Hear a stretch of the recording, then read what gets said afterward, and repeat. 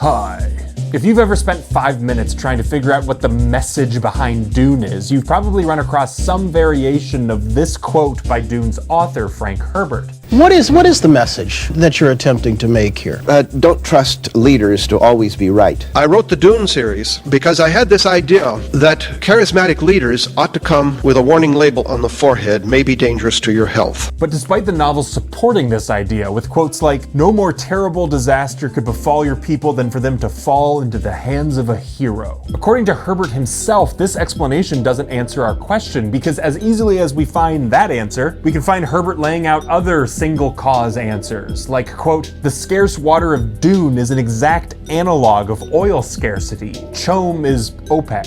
But to complicate it further, we also see Herbert disowning these messages, saying that just entertaining his audience was, quote, "really my intention all along." Now, before you think this video can be solved by just going, "It's clearly about all of these things, Dumbo," the truth is that all of these messages completely miss the point of a larger phenomenon going on inside Dune, one that Herbert meticulously crafted across every level of his novel: paradox. Because despite originally intending to write Dune around these singular messages, Herbert had a, quote, "profound reevaluation of my original concepts. I involved myself with recurrent themes that turn into paradox." You probably already know, but a paradox is a situation that combines contradictory qualities. They, by definition, negate the possibility of a coherent message. And calling your book a paradox sounds cool and maybe edgy, but what does it mean on a practical level in a novel? Herbert compares Dune's flavor of paradox to a koan, a Zen mind breaker. It's like the Cretan Epimenides saying, "All Cretans are liars." Dune's koans pose questions, but their ultimate goal is to spark contemplation, not answers. As a side note, this notion of koans as unanswerable questions is more of a Western misunderstanding. In reality, teachers do expect students to present an appropriate response when asked about a koan.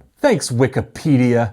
Also, koans share some meditative qualities with haiku, a poetical form which, surprisingly, Herbert wrote the majority of Dune's prose within, saying, quote, "Much of the prose in Dune started out as haiku and then was given minimal additional word padding to make it conform to normal English sentence structure." Embedding haiku into his prose is a microcosmic way Herbert incorporates paradoxes into his text, but there are also larger ways. For example, 3 paradoxes within Dune you might not have noticed are Paul's prescience. According to Herbert, the central paradox concerns the human vision of time. No matter how finely you subdivide time and space, each tiny division contains infinity. Predestination and paradox once more. Paul being the Fremen's "Listen, I gave" is another example. In many ways, Paul emancipates the Fremen, but he simultaneously leads them to a point where they're unrecognizable. The question of whether Paul saves or destroys the Fremen is complicated.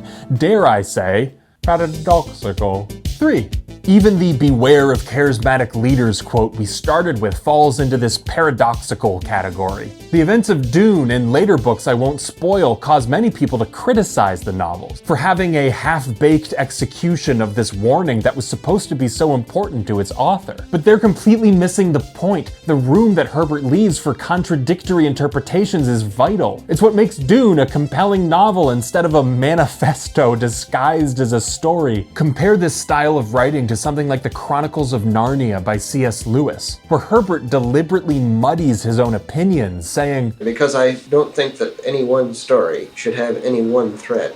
I build on a layer technique. C.S. Lewis wanted to make a story that causes, quote, "the sufferings of Christ appear in their real potency." Lewis's desire to express a point compromises the entertainment of his work, which, as you recall, Herbert placed above every other goal. And before you say Narnia is a kid's book and shouldn't be held to the same level of criticism as Dune, Lewis expressed the same motivation for his own adult science fiction series, saying he, quote, "simply wished to conquer from my own Christian point of view what has always hitherto been used by the opposite side." That's another video.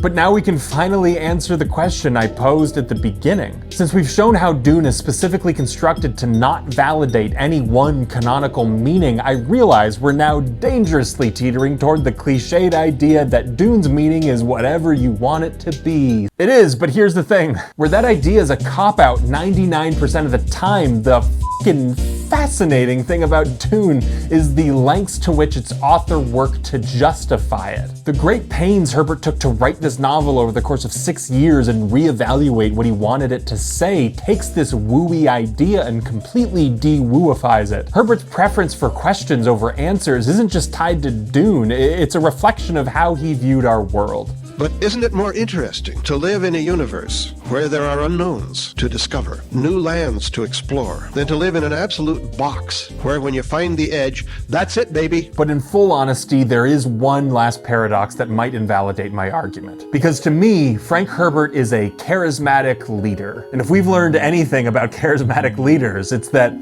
Don't trust leaders to always be right.